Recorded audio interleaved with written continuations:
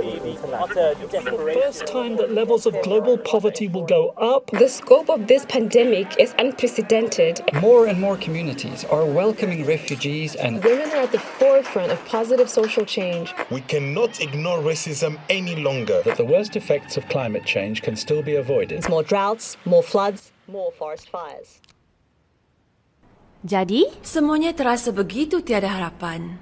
Betulkah? Bukan semuanya teruk. Ada juga orang yang sedang berbuat baik di dunia ini. Saya tahu. Tapi lihatlah semua ketidakadilan dan kesengsaraan ini. Adakah anda benar-benar rasa bahawa tindakan kita membawa perubahan? Maaf, saya lambat. Selamat datang. Terima kasih. Cantiknya bunga. Cantik kan? Beberapa budak memberikan bunga kepada semua orang tadi.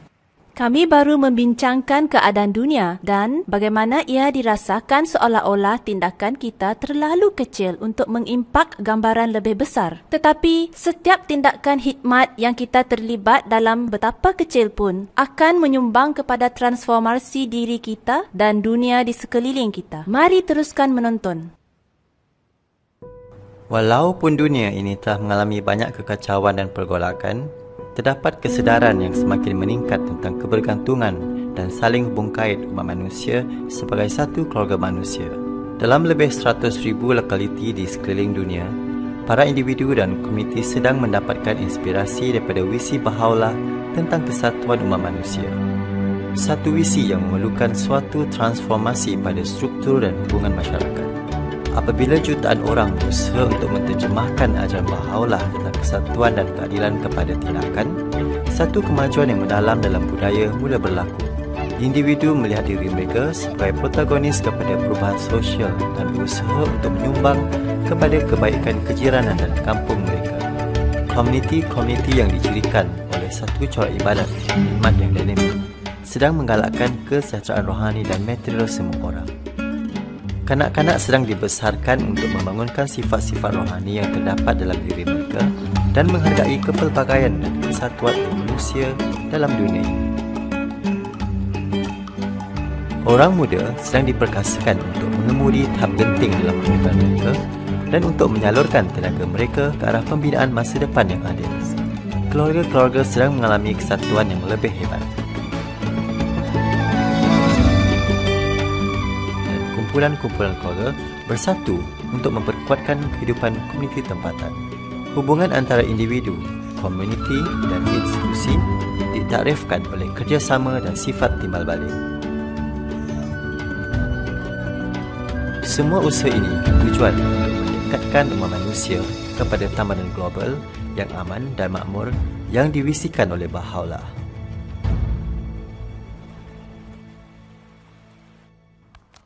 Ini tentunya memberikan saya harapan. Saya juga. Saya tahu. Cuba fikirkan. Perhimpunan doa kamu, kelas kanak-kanak kamu dan kumpulan belia muda kamu. Semuanya menyumbang kepada perubahan. Ya, tetapi masih ada lagi jalan yang jauh di hadapan kita. Dan perubahan mengambil masa. Tepat sekali. Jika kita melihat pada komuniti Bahai 100 tahun yang lalu, sejurus selepas kemangkatan Abdul Baha, ia kelihatan sangat berlainan. Apabila kita merenung sejauh mana kita telah melangkah, kita dapat melihat bahawa pencapaian hari ini adalah hasil daripada pengorbanan dan keberanian mereka yang mendahului kita. Itu benar. Benih-benih ditanam dahulu sedang membuahkan hasil. Betul. Memahami sejarah memberikan kita perspektif yang kita perlukan untuk maju ke hadapan. Mari kita teruskan.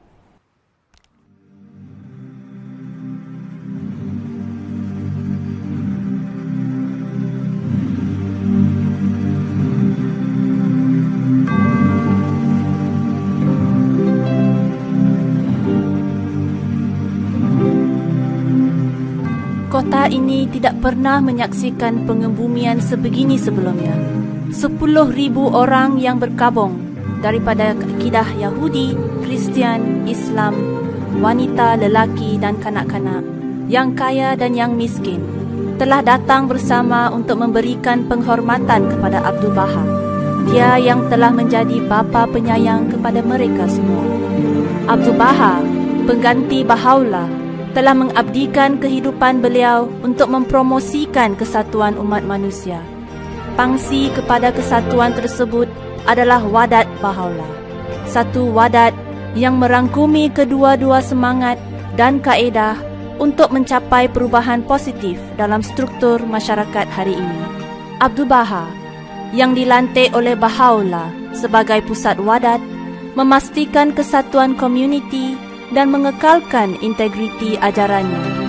Hadiah beliau yang terakhir dan terhebat ialah wasiat dan testamentnya.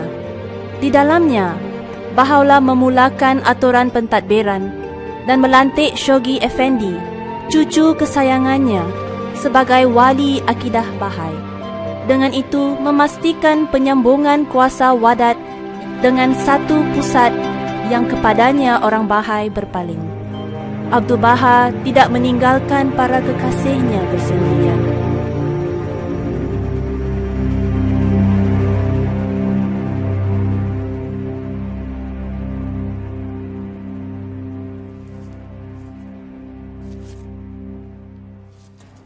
Kadangkala saya rasa begitu kesorangan.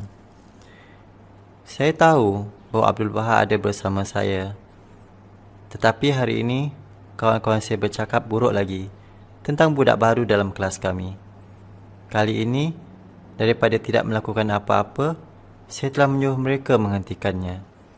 Tetapi kemudian, mereka mula mengejek saya. Kamu menunjukkan keberanian, bukan selalunya senang untuk mempertahankan perkara yang betul.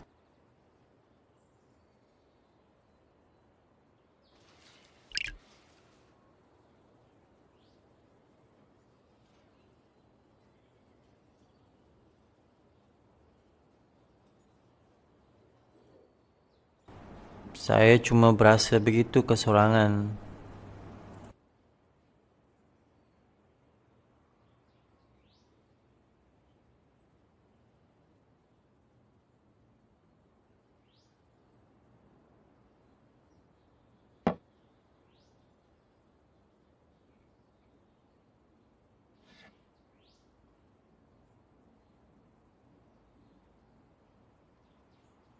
Ramai orang yang mengubah dunia ini menjadi lebih baik berasa keseorangan kadangkalanya. Shoghi Effendi cuma berumur 24 tahun apabila datuknya, Abdul Baha, meninggal dunia. Beliau patah hati masa itu. Keberatan dunia telah sekarang diletakkan atas bahunya. Dapatkah kamu bayangkan betapa ditenggelami perasaan dan keseorangannya dia berasa masa itu? Beliau sekarang adalah wali akidah. Beliau mempunyai tanggungjawab untuk menterjemahkan visi Baha'u'llah tentang satu tamadun yang makmur secara rohani dan material ke dalam realiti. Beliau juga menghadapi tentangan daripada mereka yang tidak menerima peranan baharunya. Nenek saudaranya, Bahir Khanum, anak perempuan Baha'u'llah, merupakan sumber kesenangan hati dan kekuatan. Dengan sokongannya dan dengan mengetahui bahawa Abdul Baha sentiasa berada bersamanya, Shoghi Effendi mengabdikan diri kepada peranannya sebagai wali.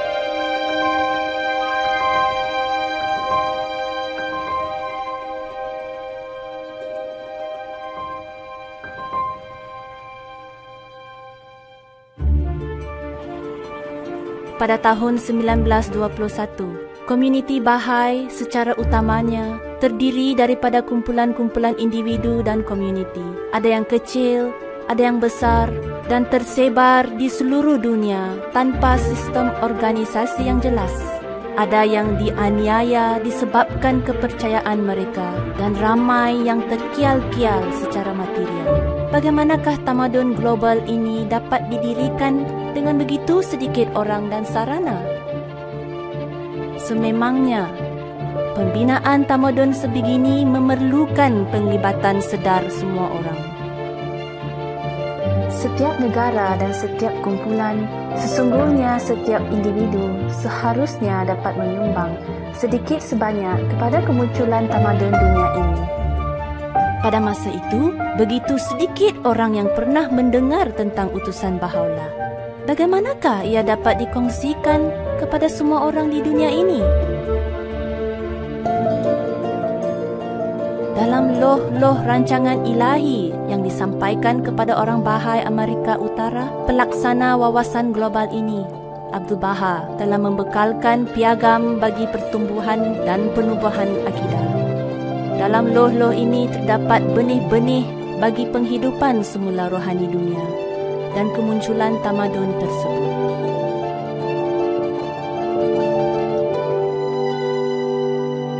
Tetapi, bagaimanakah seharusnya tamadun masa depan ini berfungsi?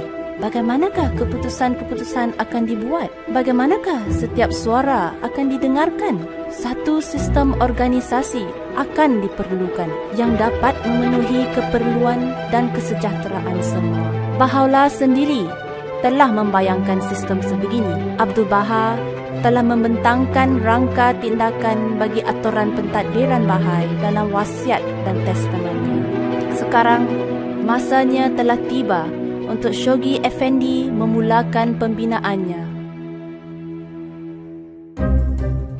Dari kemangkatan Abdul Baha dan di pertengahan kemelesetan ekonomi yang hebat pada tahun 1930-an, orang-orang Bahai, walaupun dalam bilangan kecil, telah menyahut arahan Shoghi Effendi dengan cinta dan keimanan. Mereka terus berkongsi ajaran-ajaran Baha'u'llah dengan orang lain dan mula membentuk majlis-majlis rohani tempatan.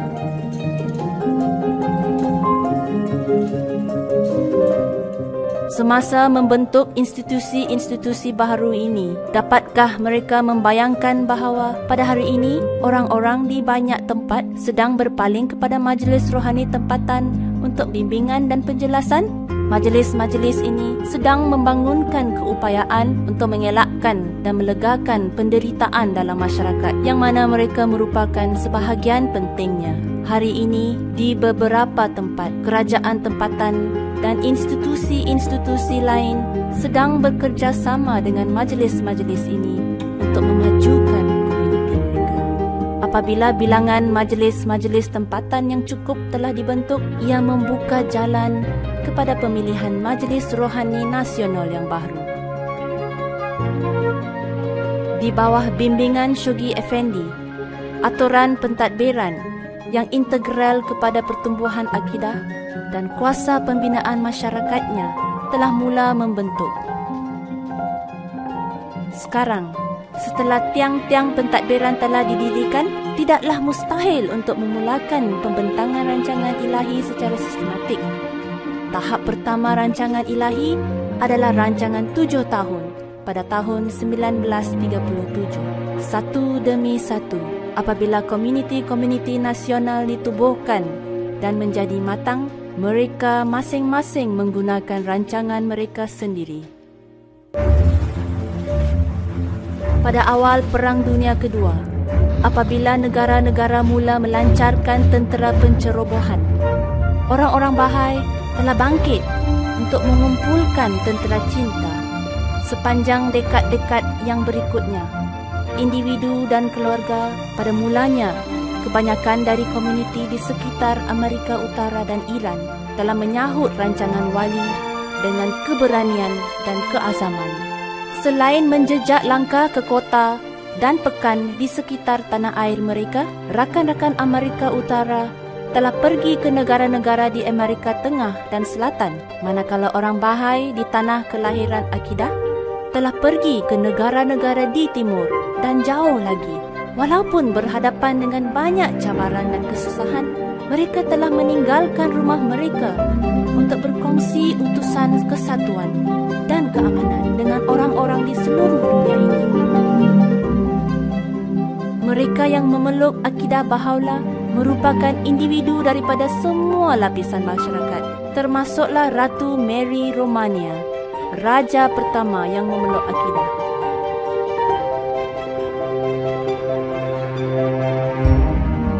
Shoghi Effendi telah menulis ribuan demi ribuan surat membimbing, menginspirasikan dan menggalakkan individu, kumpulan dan institusi Bahai.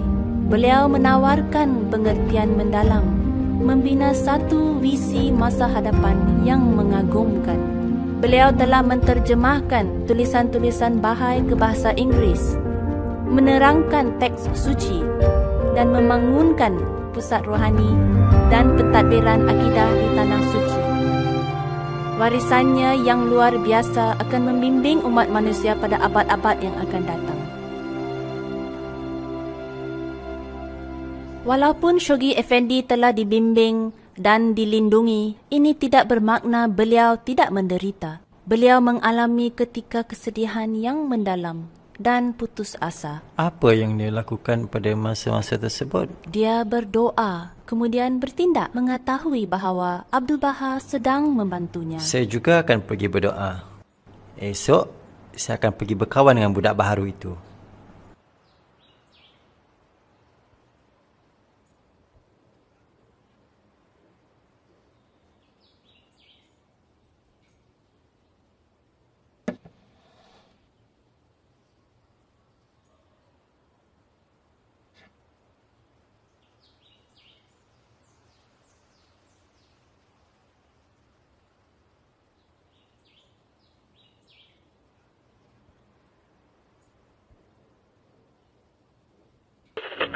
Germany invades Poland and the Free State of Danzig. 6. The first atomic bomb hit Hiroshima. Peace and a final end to history. 51 United Nations have organized to give the civilized Universal Declaration of Human Rights. South Korea becomes a battleground.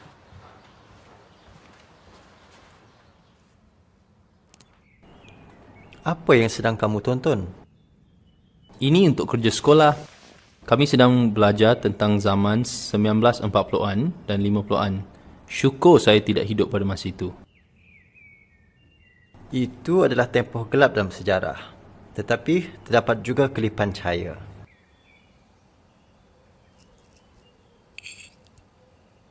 Kelipan cahaya? Apa yang kamu maksudkan? Itulah masa apabila Shoghi Effendi menyeru umat Bahai untuk membawa utusan Baha'u'llah ke seluruh dunia. Nenek dan datuk kamu telah menyahut seruan tersebut. Itu betul. Itu memang hebat. Ya, tetapi ia tidak mudah. Mereka meninggalkan rumah mereka, pekerjaan mereka, keselesaan mereka. Mereka telah meninggalkan semuanya. Apabila mereka mengucapkan selamat tinggal kepada ibu bapa mereka, mereka tahu bahawa itu mungkin kali terakhir mereka akan melihat ibu bapa mereka. Tambahan pula, perjalanan sangat sukar masa itu.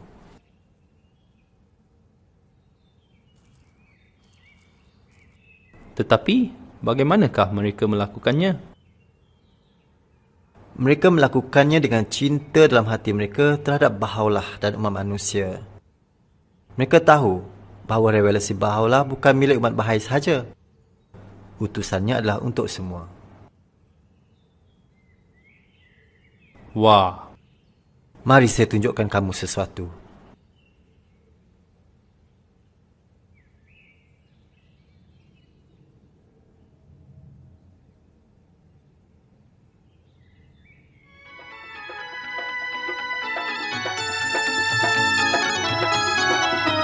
प्रभु ने फिर प्यासी धरती पर प्रभु ने फिर प्यासी धरती पर गंगा नई बहाई है युग युग के सब भेद मिटाने आया धर्म बहाई है युग युग के सब भेद मिटाने आया धर्म बहाई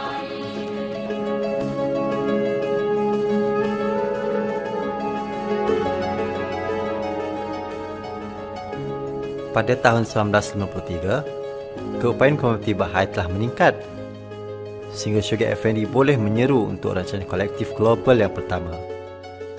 Satu daya usaha rohani yang mencakupi dunia sepanjang 10 tahun membentangkan rancangan ilahi Abdul Baha dengan lebih lanjut.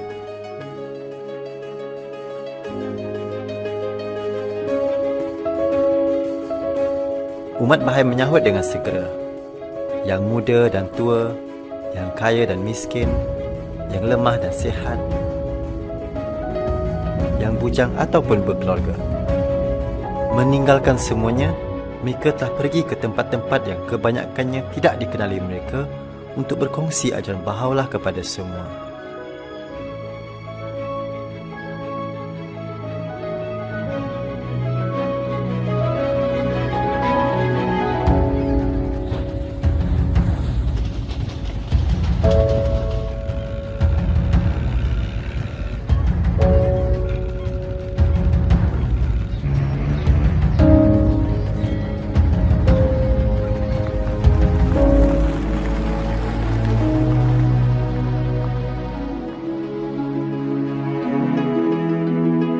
Tidak ada cerita yang dapat mencatatkan setiap pengorbanan, setiap tindakan keperwiraan yang telah ditawarkan oleh roh-roh ini.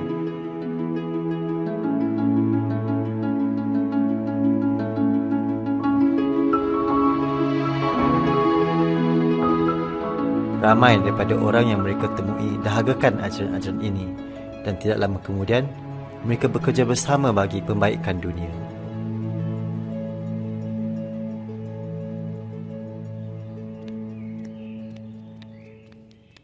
Mungkin tidaklah sangat teruk untuk hidup pada masa itu. Jadi, adakah kamu akan hadir petang ini? Saya tidak berapa pandai dalam hal seperti itu. Maksud saya untuk bercakap dengan orang yang saya tidak kenal. Mereka bukannya orang asing. Mereka adalah orang dari kejiranan kita. Ya, tetapi semua orang sangat sibuk. Saya rasa mereka tidak berminat untuk berbual mengenai perkara seperti ini. Selain itu, saya tidak ingin memaksa orang lain. Ia bukannya mengenai cubaan untuk meyakinkan seseorang tentang sesuatu. Ia mengenai menciptakan satu ruang untuk mendengar dan meneroka bagaimana kita dapat bekerjasama untuk membantu memajukan kejiranan kita. Saya mendapati bahawa orang ramai sememangnya ingin terlibat dalam perbualan yang bermakna. Adakah kamu rasa satu perbualan benar-benar dapat mengubah apa-apa pun? Fikirkan tentang rancangan 10 tahun. Ribuan perbualan seperti ini berlaku pada masa itu dan ia telah membawa kepada perubahan yang hebat. Saya baru sahaja menonton video yang menakjubkan ini, di mana kamu melihat bagaimana perbualan bermakna dapat mengubah kehidupan seseorang.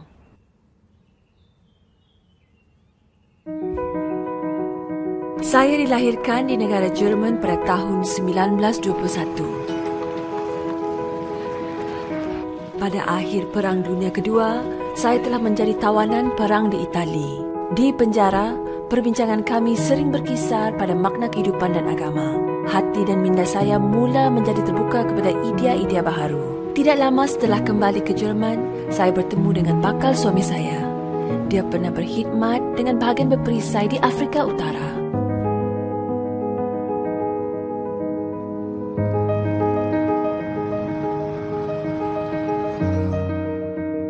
Kami menjadi kawan dengan sekumpulan umat Bahai, belajar mengenai ajaran Baha'u'llah tentang kesatuan agama dan umat manusia, satu utusan yang begitu mengagumkan bagi kami.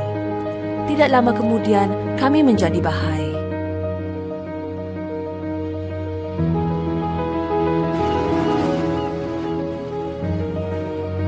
Pada tahun 1957, kami telah menziarahi Tanah Suci dan bertemu dengan wali yang dikasihi.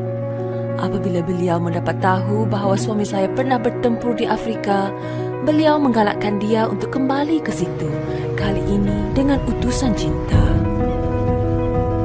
Pada 5 hari bulan Julai 1959, bersama 6 orang anak kami tiba di Afrika Barat Daya semasa zaman apartheid yang ketat.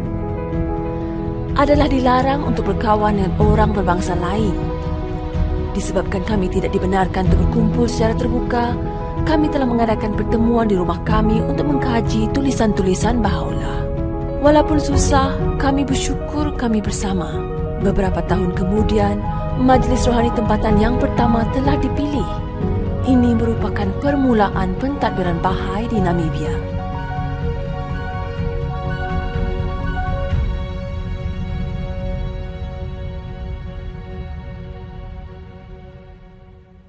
Baiklah, saya akan menyertai kamu petang ini. Bagus. Tahukah kamu bahawa cerita pada masa-masa itu bukanlah hanya tentang kemenangan? Dengan setiap kemenangan, terdapat krisis yang perlu ditempuhi. Krisis jenis apa? Sebagai contoh, terdapat wabak selsema pada tahun 1957. Shoghi Effendi berada di London masa itu dan menjadi sakit. Beliau telah meninggal dunia secara tiba-tiba dan tidak dijangkakan. Ia merupakan kejutan yang teruk bagi seluruh dunia Bahai. Dan ia berlaku tepat di tengah-tengah rancangan 10 tahun. Tetapi, walaupun Shoghi Effendi telah meninggal dunia, proses yang telah dimulakannya diteruskan. Mari saya tunjukkan kamu sesuatu.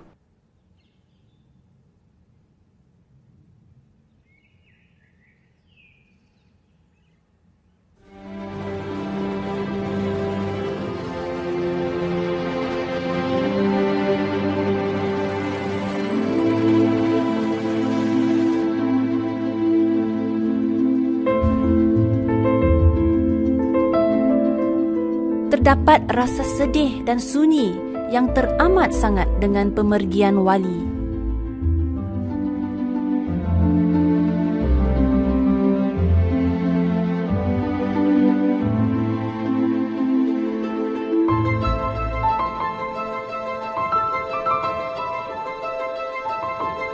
Ia juga merupakan tempoh ketidakpastian bagi komuniti Bahai.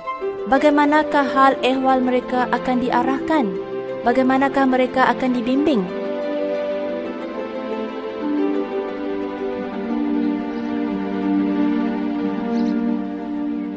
Sejurus selepas upacara pengebumian, wanita dan lelaki yang telah dilantik oleh Shoghi Effendi sebagai tangan-tangan kepercayaan Tuhan telah berkumpul di Tanah Suci. Individu-individu unggul ini yang tanggungjawab utama mereka adalah perlindungan dan penyebaran akidah telah menjadi bertanggungjawab untuk menyelaraskan hal ehwal komuniti Bahai sehingga Balai Keadilan Sedunia diundi. Kuasa Wadat bagi mengekalkan kesatuan jelas kelihatan dalam kesetiaan komuniti yang tidak berbelah bagi terhadap tangan-tangan kepercayaan.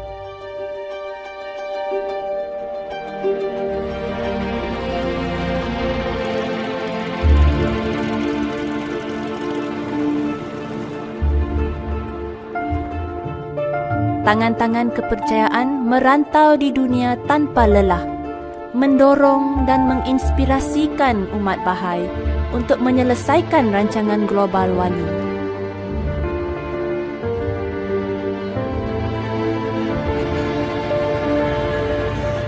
Baba Mungu wa mapenzi, Sami dhambi zangu, mimi ni kipofu masikini mbele yako. Baba Mungu wa mapenzi, Sami dhambi zangu, mimi ni kipofu masikini mbele yako.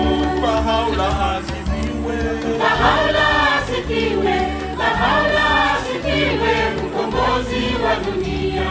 Bahaula asifiwe, Bahaula asifiwe, Bahaula asifiwe, mkombozi wa dunia.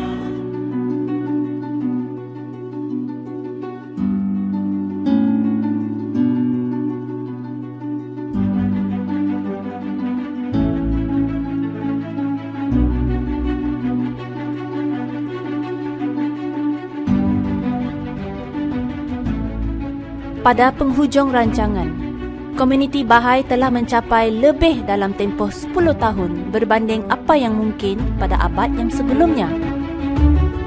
Bilangan negara dan wilayah di mana orang Bahai menetap telah berganda kepada 259 di lebih daripada 14,000 lokaliti.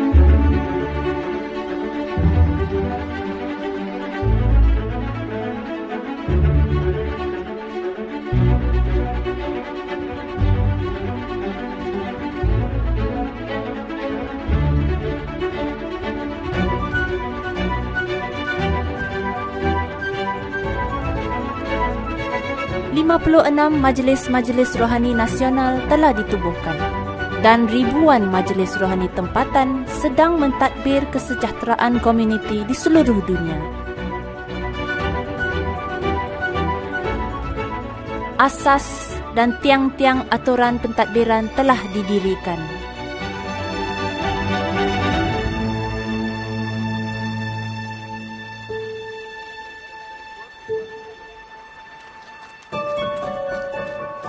Pada 21 hari bulan April 1963, ahli-ahli bagi 56 majlis nasional dari seluruh dunia telah berkumpul di rumah Abdul Baha di Haifa untuk memilih Balai Keadilan Sedunia, iaitu Badan Pentadbir Antarabangsa bagi Akidah Bahai. Peristiwa yang sangat signifikan ini berlaku tepat 100 tahun selepas deklarasi Baha'u'llah di Baghdad. Tangan-tangan kepercayaan telah meminta supaya mereka dikecualikan daripada pengundian ke dalam institusi ini, supaya mereka dapat melaksanakan khidmat yang telah ditugaskan oleh wali kepada mereka. Baha'u'llah telah memerintahkan penciptaan Balai Keadilan Sedunia di dalam buku Undang-Undang Baginda, iaitu Kitab I Aqdas. Abdul Baha telah mengesahkan kuasanya di dalam wasiat dan testamannya, dan Wali telah mendedikasikan lebih daripada 3 dekad untuk menyediakan dunia Bahai bagi pengundiannya.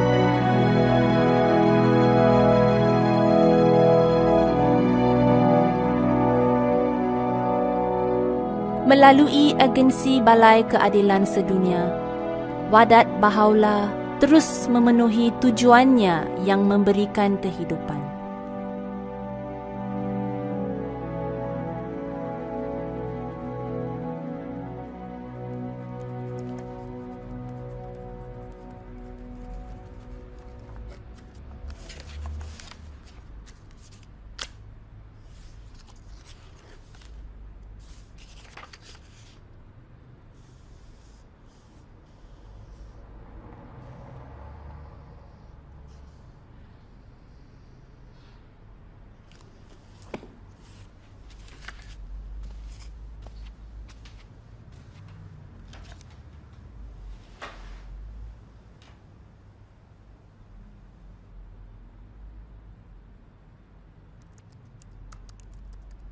Tiga dekad yang seterusnya merupakan tahun-tahun yang kecoh dan kreatif.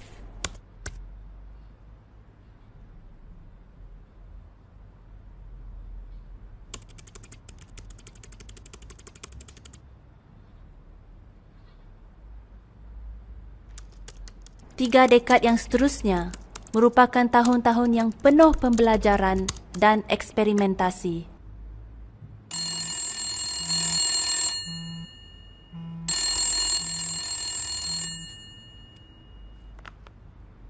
Hai Asha. Saya baik, terima kasih. Cuma sedang menyediakan pembentangan saya bagi kem musim panas. Ya, berjalan lancar. Jemputan yang mana? Oh, untuk perjumpaan renungan? Ya, saya ada menerimanya. Sebenarnya, saya tidak merancang untuk pergi. Saya tidak lagi mengadakan perhimpunan doa. Ia berjalan lancar pada mulanya, tetapi setelah beberapa lama, orang tidak lagi datang. Jadi, saya memutuskan untuk berhenti. Saya faham, tetapi saya tidak pasti sama ada saya mempunyai apa-apa yang bernilai untuk dikongsikan. Baiklah, saya akan memikirkannya dan beritahu kamu. Selamat tinggal, Asha.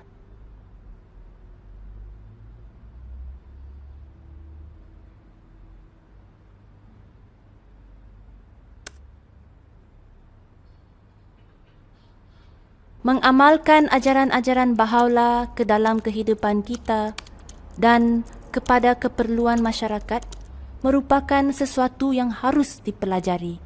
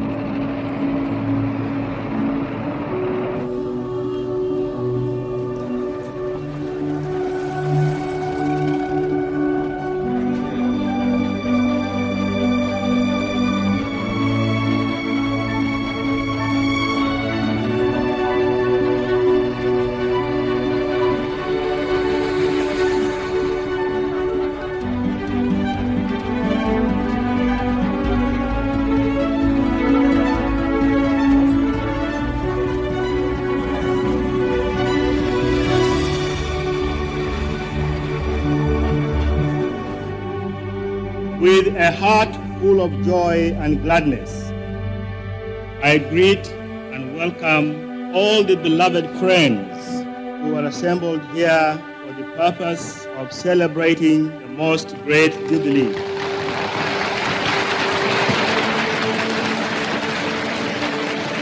In this room, you have people from all the continents of the world. You have people from so many tribal backgrounds, so many religious backgrounds.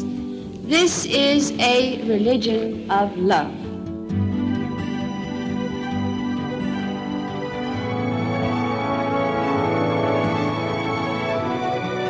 Pada tahun 1963, Balai Keadilan Sedunia mula membimbing komuniti Bahai melalui satu siri rancangan mengikut corak yang telah ditetapkan oleh Shoghi Effendi.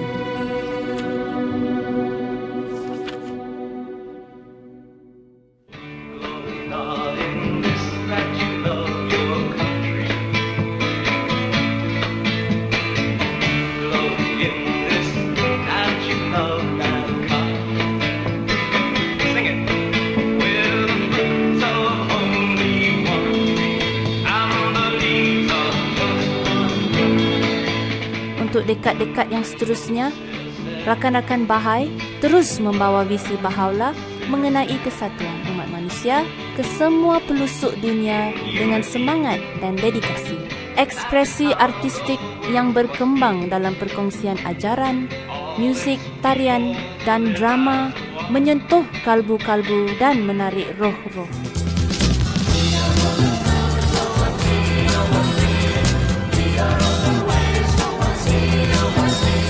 Menerajui gerakan ini adalah golongan belia, menarik kuasa doa dan diinspirasikan oleh wirawati dan wira muda akidah. Mereka bangkit dengan penuh semangat untuk memainkan peranan penting dalam daya usaha rohani ini.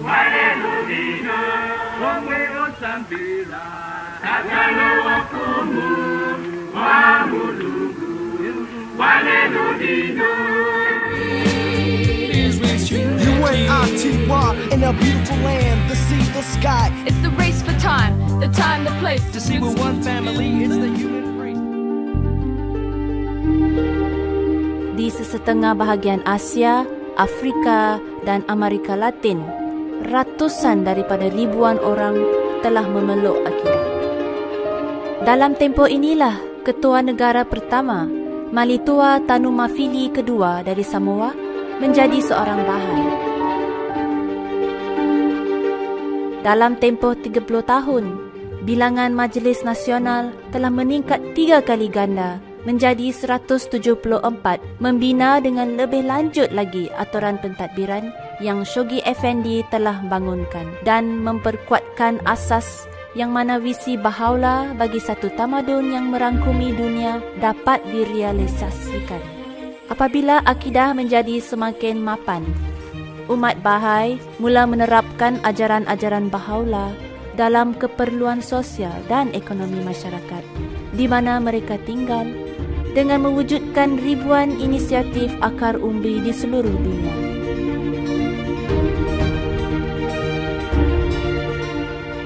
Ratusan projek mampan dalam pendidikan, kesihatan, literasi dan pertanian telah muncul.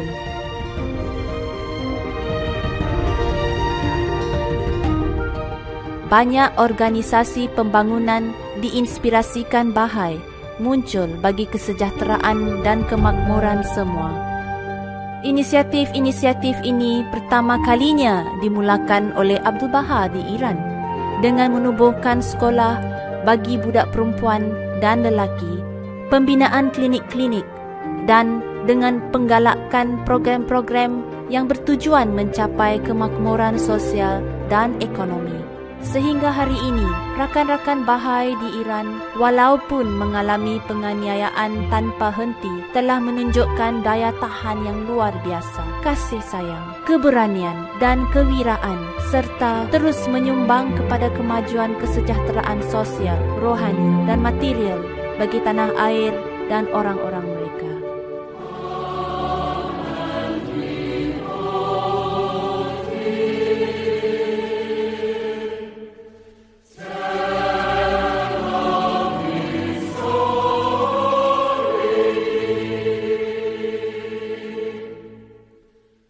Menjelang tahun 1990-an, kepelbagaian etnik dan budaya komuniti Bahai di seluruh dunia telah amat diperkayakan dan wataknya ditransformasikan. The fundamental spiritual truth of our age is the oneness of humanity. Akidah menjadi semakin diiktiraf di forum-forum kebangsaan dan antarabangsa serta kini merupakan agama kedua yang paling meluas penyebarannya secara geografi di dunia. Hasil daripada pertumbuhan cepat ini, banyak cabaran telah muncul. Dengan bilangan besar orang memeluk ajaran Bahai, tidak secara sendirinya membina satu kehidupan komuniti yang bersemangat. Sumber-sumber tidak mampu mengekalkan usaha pendalaman ratusan ribu orang dalam revelasi Baha'u'llah. Dan apabila kepelbagaian orang yang memasuki akidah atau yang menyertai aktivitinya berkembang, keperluan bagi proses-proses yang membina kesatuan menjadi semakin ketara. Prasangka yang tertanam, diwarisi sejak beberapa generasi, memerlukan usaha yang sedar dan bersepadu untuk diubati. Banyak soalan yang muncul. Bagaimanakah wanita boleh diberikan suara yang sama rata dalam dunia yang tidak seimbang yang dikuasai oleh lelaki? Bagaimanakah keperluan pendidikan bilangan besar kanak-kanak dapat diatasi secara sistematik? Bagaimanakah majlis tempatan mentadbir keperluan komuniti yang berkembang dengan pesat?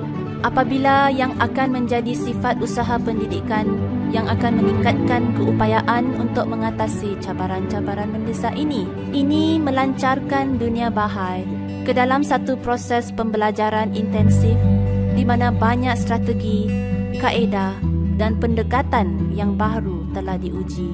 Institusi kaunselor memainkan peranan yang penting dalam mengemudikan proses ini. Institusi ini telah diwujudkan oleh Balai Keadilan Sedunia untuk melanjutkan fungsi-fungsi tangan kepercayaan Tuhan.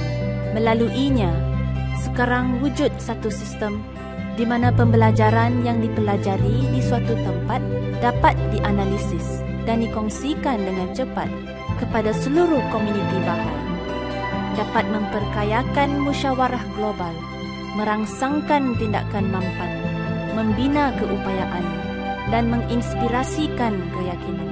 Hari ini, Pusat Mengajar Antarabangsa bersama dengan lembaga kaunselor kebenuaan dan pembantu-pembantu mereka terus merangsangkan dan memajukan aliran pembelajaran ini.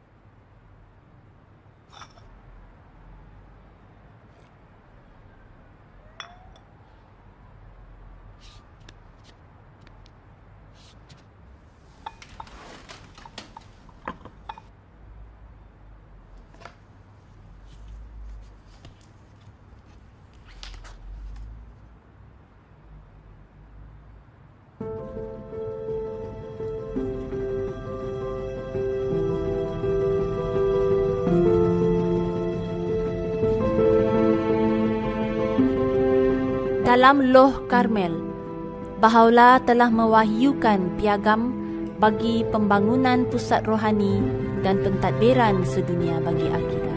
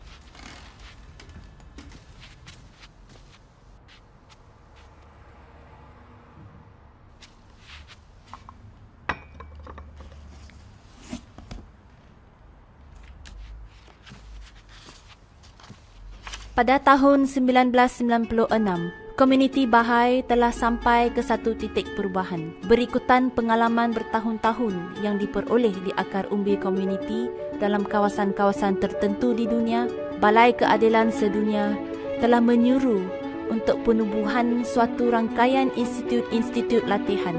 Satu instrumen yang mempunyai potensi yang tidak terhad. Ini menggerakkan satu proses untuk meningkatkan keupayaan dalam setiap populasi untuk mengambil tanggungjawab terhadap kemajuan rohani, sosial dan materialnya sendiri.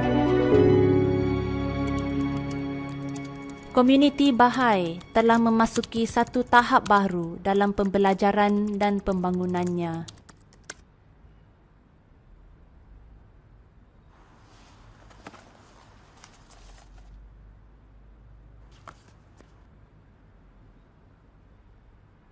Hai Asha, mungkin telah tiba masanya saya belajar bagaimana untuk belajar. Saya akan pergi ke perjumpaan renungan. Saya ingin dengar apa yang orang lain telah belajar. Dan ya, saya akan berasa gembira untuk berkongsi pengalaman saya juga. Manalah tahu, mungkin saya akan memulakan perjumpaan doa saya semula. Jumpa kamu esok. Bye.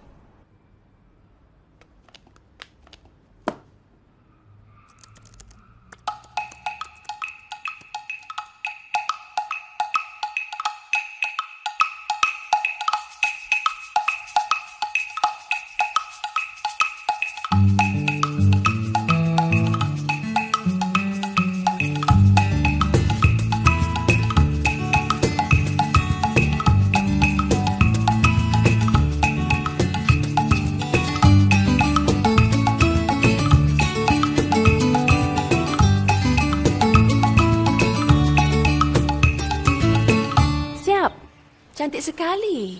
Kanak-kanak akan menyukainya. Hello. Jumpa kamu esok. Jika ada orang yang memberitahu saya 6 bulan yang lalu bahawa saya akan duduk di sini membuat bunga kertas bagi satu kelas kanak-kanak di kejiranan saya, mustahil saya akan mempercayai mereka. Secara jujurnya, sebelum bertemu dengan rakan-rakan Bahai, saya tidak mempunyai pengalaman mengajar kanak-kanak dan tidak pernah sekalipun saya terfikir yang saya akan berkhidmat kepada kejiranan saya. Bagus sekali kamu sedang membantu dengan kelas tersebut. Dan sangat bagus kita dapat membuat persediaan bagi kelas kita bersama. Ya, memang betul. Sejak kita memulakan perhimpunan secara kerap ini, saya telah mendapat banyak idea baru bagi kelas saya.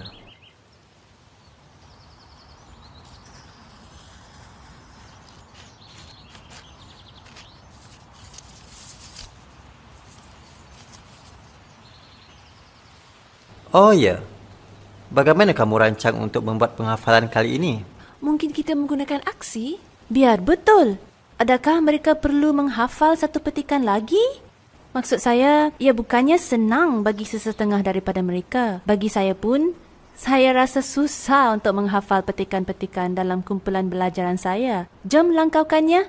Kita boleh hanya membuat penerangan petikan, kemudian teruskan dengan cerita. Mereka suka bahagian itu. Kanak-kanak sukakan cerita, itu memang benar. Saya sering kali terfikir mengapa kita menghafal tulisan-tulisan suci. Kita boleh hanya membaca petikan sahaja, tetapi ia tidak benar-benar kekal bersama kita. Pemikiran kita mempengaruhi tindakan kita. Jadi apabila kita menghafal kalimat-kalimat ini, ia menjadi tabiat minda kita dan lebih cenderung diluahkan dalam tindakan kita. Sangat benar. Apabila saya mendapati diri saya menjadi kurang sabar, saya akan ingat bahawa lidah yang lemah lembut adalah batu lot bagi kalbu manusia. Ya, terdapat kuasa dalam kalimat Tuhan. Ia mempunyai pengaruh kreatif dalam dunia kewujudan. Ia membuka hati kita dan dapat mentransformasikan kita. Lihat sini.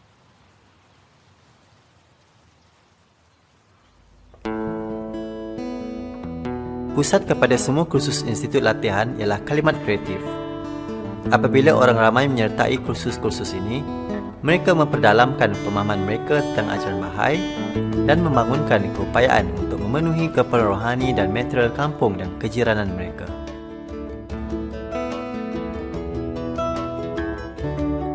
Konsep institut latihan bukanlah sesuatu yang baru.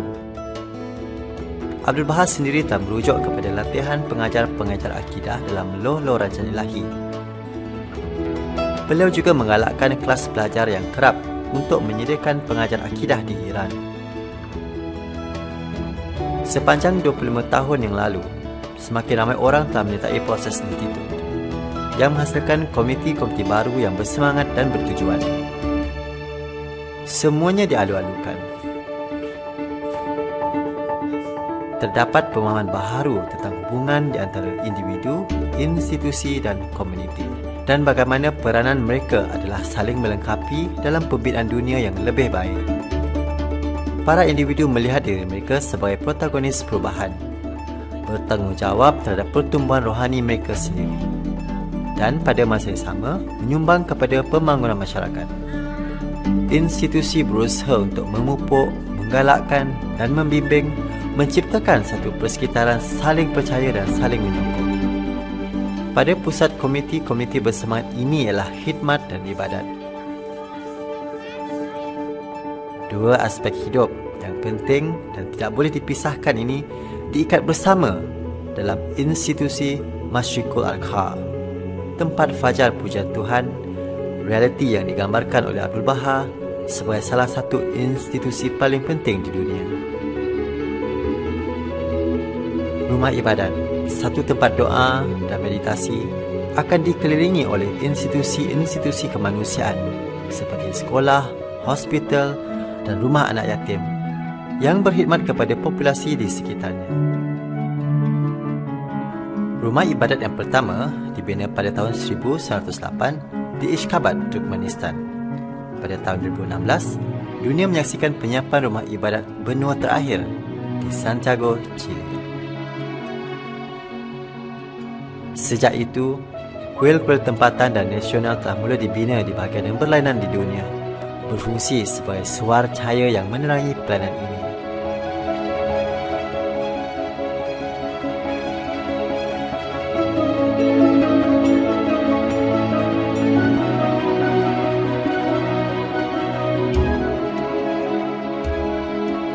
Dalam kawasan di mana institut latihannya telah berakar umbi, usaha tindakan sosial sedang muncul. Usaha-usaha ini yang bertujuan untuk kemajuan material adalah berdasarkan pengalaman prinsip-prinsip rohani untuk memperbaiki keadaan sosial. Ia merupakan hasil daripada kesedaran kolektif yang meningkat tentang keperluan sosial, rohani dan material masyarakat, dan juga keinginan untuk menyumbang kepada satu tamadun yang sentiasa maju. Pada tahun 2018, disebabkan oleh pembelajaran yang banyak telah dijanakan dan supaya bidang usaha ini dapat berkembang maju, Balai Keadilan Sedunia telah mewujudkan institusi yang baharu, iaitu Organisasi Pembangunan Antarabangsa Bahai di Pusat Dunia Bahai. Keupayaan yang dibina dalam arena tindakan sosial juga sedang memperkayakan penyertaan rakan Bahai dalam wacana semasa masyarakat. Dari tahap tempatan ke nasional ke antarabangsa, rakan-rakan Bahai sedang melibatkan pemimpin komiti, organisasi dan agensi kerajaan dalam pelbagai topik yang penting kepada kehidupan masyarakat, termasuklah tentang kesamarataan wanita dan lelaki, gerakan rakyat dan integrasi, pembasmian kemiskinan, penghapusan prasangka perkauman dan alam sekitar, serta pembangunan mampan. Melalui penubuhan 5 buah pejabat Komuniti Antarabangsa Bahai, pengalaman Komuniti Bahai Global sedang dikongsikan dengan pelbagai organisasi antarabangsa. Terutamanya dalam kalangan ini ialah bangsa-bangsa bersatu, di mana Komuniti Antarabangsa memberi status perundingan dengan UNESCO dan UNICEF, menyumbang kepada wacana polisi pada tahap global. Hampir 100 tahun yang lalu, Syekh Effendi mengatakan tentang kuasa pembinaan masyarakat yang wujud dalam akidah. Satu kuasa yang dapat membangkitkan semula individu dan membina semula dunia yang rosak. Hari ini, kebangkitan kuasa ini dapat dilihat dalam transformasi sosial yang berlaku di seluruh dunia, di mana orang ramai berusaha bersungguh-sungguh untuk menterjemahkan ajaran Baha'u'llah ke dalam tindakan. tabiat lazim, adat resam dan mod ekspresi mula berubah. Malah aspek budaya mula maju. Ini adalah manifestasi luaran kepada transformasi dalaman yang lebih mendalam, mempengaruhi banyak jiwa.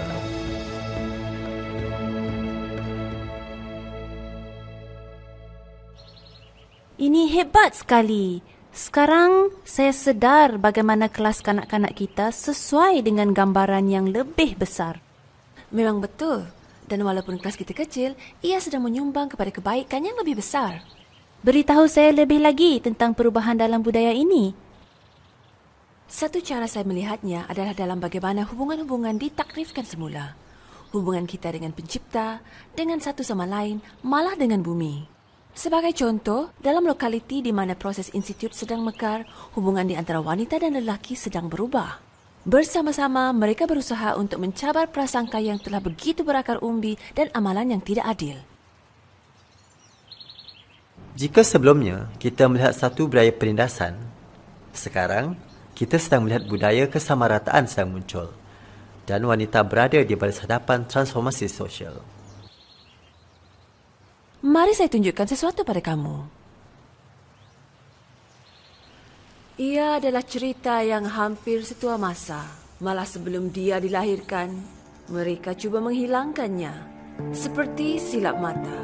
Tetapi kehadirannya telah diperhatikan hanya jika dengan ketidakhadirannya. Apabila dia dilahirkan, daripada berkongsi kemanisan, mereka berkongsi beg kesedihan berikat-ikat. Dan apabila dia menerima, dia mendapat yang paling kecil, yang paling sedikit, yang terakhir, atau selalunya tiada sama sekali.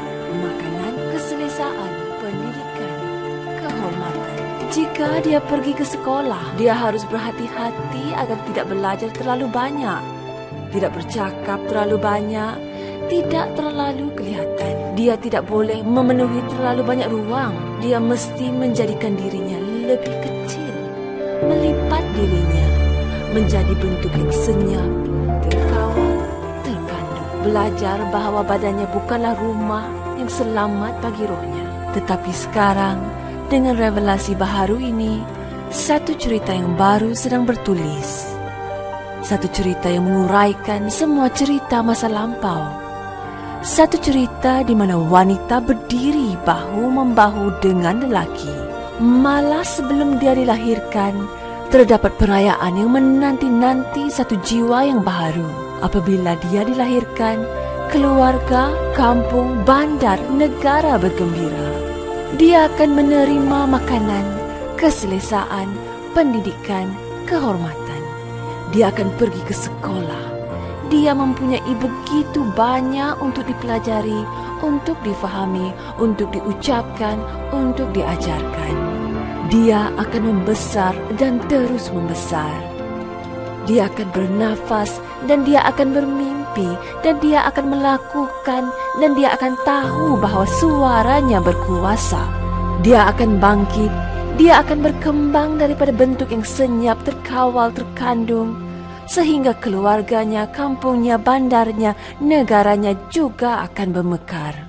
Hari ini, selepas satu abad penuh usaha kolektif, kita mula melihat khazanah kebijaksanaan yang tersembunyi dalam wasiat dan testament Abdul Baha dan loh-loh rancangan ilahi. Jutaan wanita dan lelaki di seluruh dunia sedang memalingkan hati mereka kepada contoh Abdul Baha dan sedang berusaha mengikut jejak langkahnya. Sedikit demi sedikit, hari demi hari, mereka berusaha untuk menyelaraskan kehidupan dalaman dan luaran mereka dengan ajaran Baha'u'llah dan secara sedar berusaha ke arah membina tamadun global yang makmur dan aman. Amat menakjubkan apa yang telah dicapai dalam 100 tahun ini. Saya tertanya-tanya bagaimana 100 tahun berikutnya akan kelihatan. Itu bergantung kepada kita. Kita semua mempunyai peranan kita. Tindakan kita akan mempengaruhi masa depan. Nampaknya saya tidak harus berputus asa dengan kumpulan belia muda saya. Dan kamu dengan kelas kanak-kanak kamu. Dan saya dengan kumpulan belajar ini.